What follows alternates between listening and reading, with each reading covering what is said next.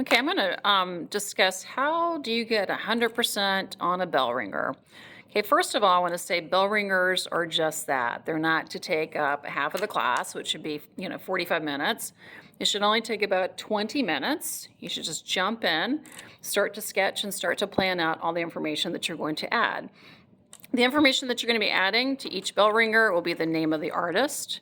Okay, you can add the dates. Okay, the title of the painting. You don't need the date of the painting, but the title of the painting. The vocabulary word, in this case, realism. And then you're going to be describing lines, shapes, colors, and textures. Okay, so I printed off, this is the PowerPoint for Goya, which is going to be our first bell ringer. And I'm going to kind of just demonstrate like what's to be expected. All right, so let's pretend like this is our sketchbook page, all right? First off, you're not doing an entire page, all right? We're not going to sketch out this entire thing because some compositions are more complicated. This is pretty simple. But I'm going to just sort of dedicate just a corner over here. And I'm going to do a rectangle because it's a rectangle, all right? So I'm looking at the composition. It is a rectangle, okay? That's about the size, okay? So this is what, maybe 3.5 by 5, okay? All right, so that's gonna be my rectangle. I'm using a pencil right now. What I'm gonna do after that is add pen because part of this is also being creative, adding extra or interesting text to our fonts, and of course, neatness and creativity.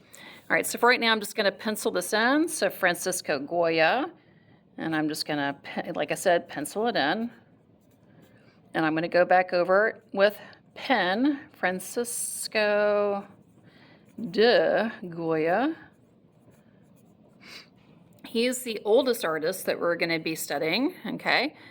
He painted between 1746 and 1828. That was a pretty long time ago.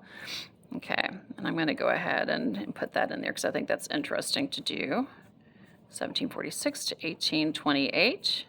Okay, I'm going to leave off the composition right now because I just want to show you how you add information really quick. So I'm just kind of blocked in an area for the painting, for the composition. I've got his name. Okay, now I'm going to add the painting, which is still life. Still life with golden bream. And I'm going to put that into quotes because that's the title of the painting, okay? Next up is the vocabulary word is realism. So I'm going to add that. So I'm going to just put it underneath the title. You can put it wherever you want to. I've often even turned my compositions around and added the title here and vocab there, so mix it up some. So realism. So this is the accurate, detailed, unembellished depiction of nature. And you can also paraphrase. So I'm just going to put the accurate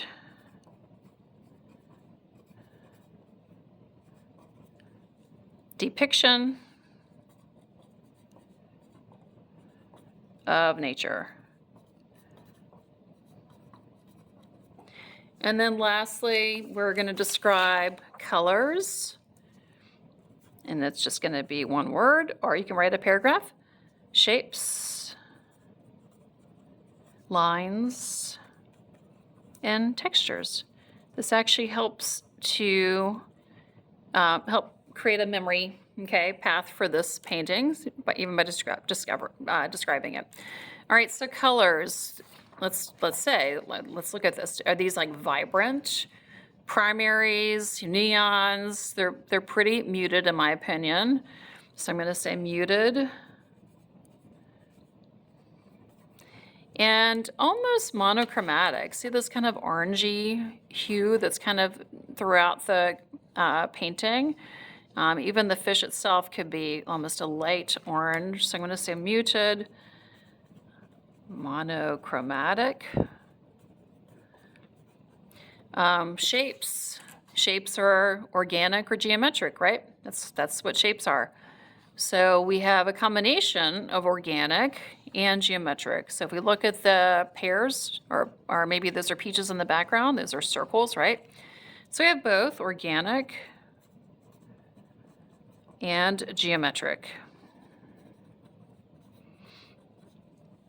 So lines can be described as heavy, light, dashed, curved, thin.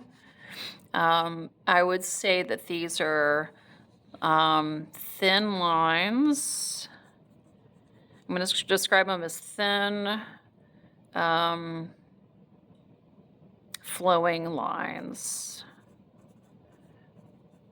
Certainly not jagged, certainly not harsh. They're very thin, very flowing, very faint, thin flowing. And then textures, how would we describe the textures? Sorry, this is not the greatest print. If we were to see this painting, we could certainly tell that the fish has scales. So certainly not smooth, right? Because we can infer that this fish has scales, so it has rough textures.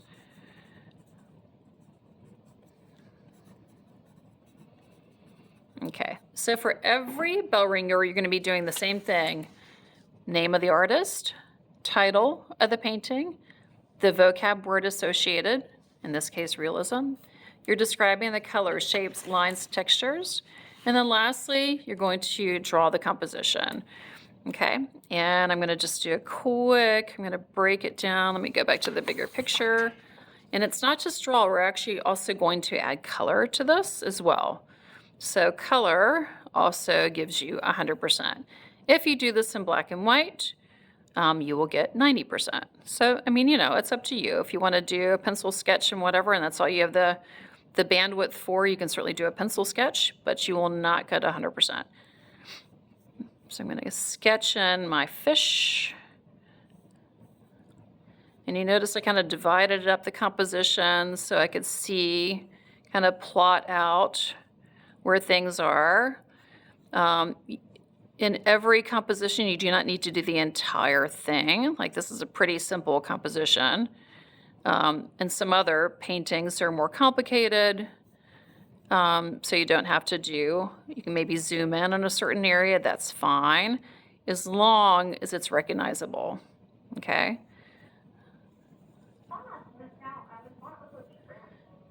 Okay, got a lot of... Hi, students. If you ride bus 445, please report to the bus loop. Your bus is ready to take you home for the day. Again, that's bus 445. Your bus is here in the bus loop. Please make your way there now. Thank you. And I can't see all the detail because this printing is not the greatest. And then I've got the bowl or the plate that comes, I guess it's a bowl that comes around that way. The edge there. Okay.